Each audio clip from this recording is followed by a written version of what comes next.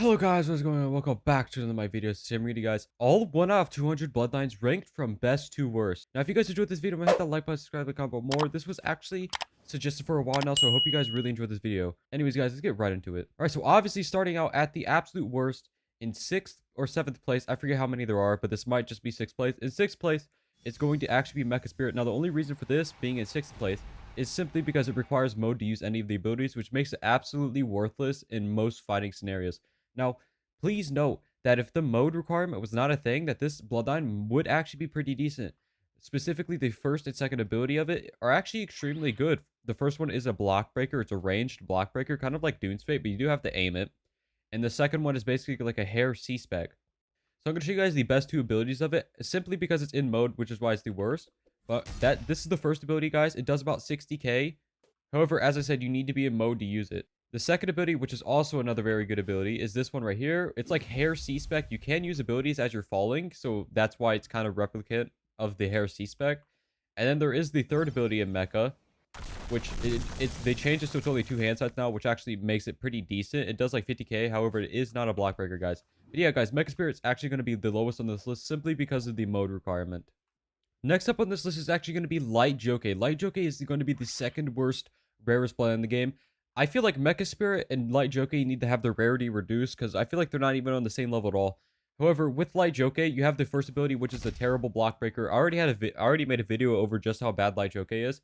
But yeah, the second ability is a counter that does rotations, doesn't teleport you to them. The third ability is probably the best ability of Light Jockey. It's usually the ability most people use with Light Jockey is the third one. And I'm going to have her walk backwards.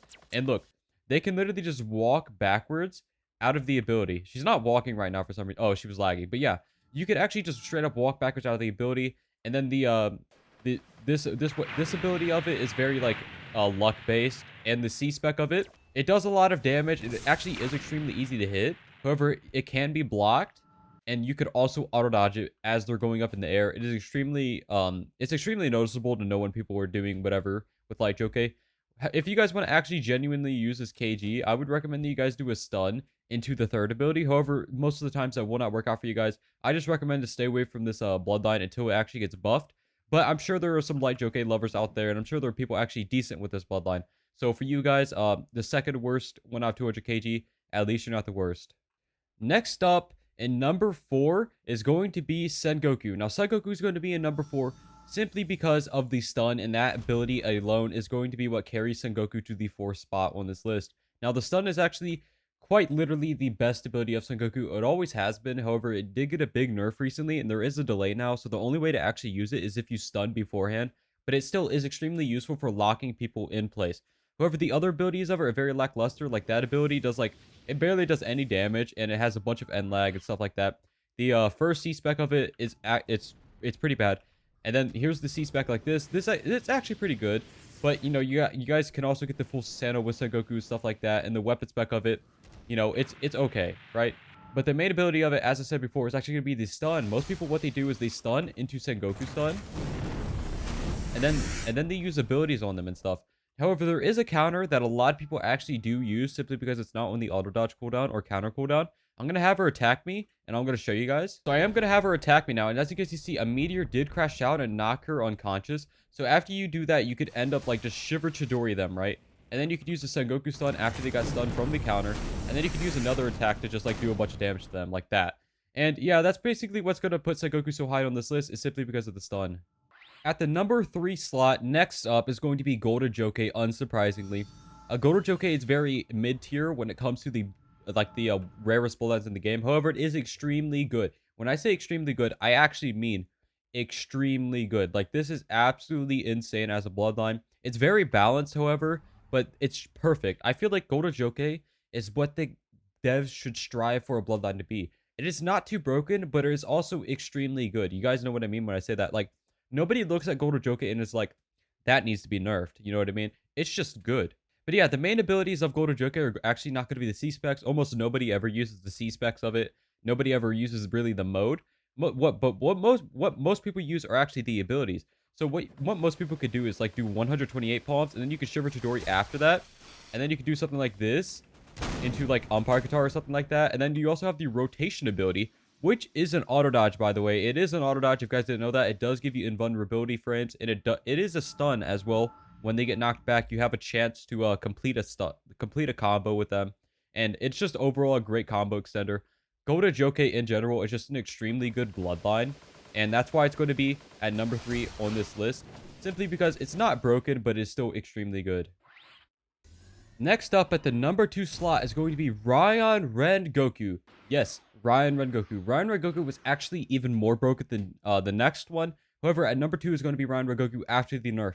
Pre-nerf, it was the most broken bloodline in the game. Not even just out of the 1 out of 200s. It was just the most broken bloodline in the game. However, the main reason for it being this high on the tier list is because the first ability of it actually does give you iframes. So let me show you guys. She's going to charge up her Thunder Ken, and I'm going to use the pool. Watch this. And I use the pool, and I do not take damage, guys. It actually is an iframe ability. You cannot take damage while you're actually doing the pool ability, which makes it so good. That is actually the best part of that ability. Now, the next best part of that ability is the next ability, which is also an iframe, which is also a stun. So you can do this, and you cannot take damage while you're doing that. It also is a slight stun, as you guys can see, and it does knock them. And the third ability is just kind of a cherry on top. You know, it's a stun. It used to be extremely good. Like, the third ability used to be, like, even better than actual stuns because it messes them up. But they can actually use abilities while affected by the third ability. But it used to be an actual stun for, like, 1.5 seconds. It used to be absolutely ridiculous. Not to mention that the Z-Spec, look at the range of the Z-Spec. It literally hits the entire arena. Do you guys see that? It literally hits the entire arena. There is no dodging that unless you auto-dodge. But yeah. Like, Ryan Rengoku, it's not really a bloodline to use by itself. Most people use the bloodline when paired with other bloodlines, but it is still extremely good as a bloodline. It is probably the single best support bloodline in the entire game.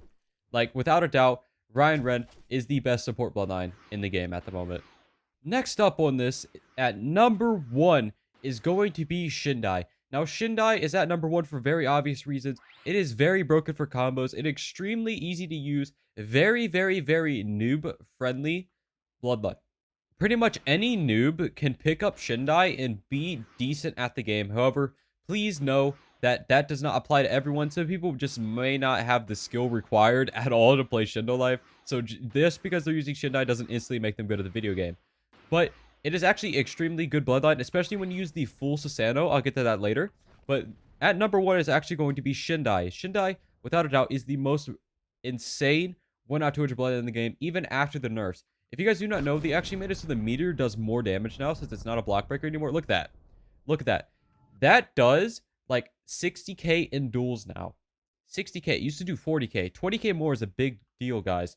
Also, not to mention that you do have clones, and you have this Genjutsu stun, which is extremely fast and is actually extremely good stun. And then you have clones. You could always use the weapon spec and then use the C spec of Limbo. And then you could actually just straight up Threadblade them in and hit them with one M1 combo. And if you guys want to use Ryan Pool after that, then they're instantly dead, guys. Instantly dead. Shindai is extremely good for comboing, extremely good for damage, extremely good for stalling out duels specifically because of the auto dodge and the C spec. And it's just a very, very good bloodline to use. I think without a doubt, at the moment in the game, after all of the nerfs on the other bloodlines, Rel has pretty much nerfed every other good bloodline in the game. With, like, for some reason, Rel has nerfed every other good bloodline. They nerfed Go to Joke Palms. Even normal Joke Palms. They nerfed Tengoku. They nerfed Hair. They nerfed pretty much everything that was good. And Shindai still stands here at the top. They even nerfed Ryan Ren as the king of the rare bloodlines in Shindo Life. All you guys really, like, I actually mean it. All you guys need to do is, like, do this and then use the sunflower as your clones are hitting them. And look at this. Look at this. She's dead. Shindai only combo. That was a Shindai auto dodge proof only combo. That is absolutely insane, guys.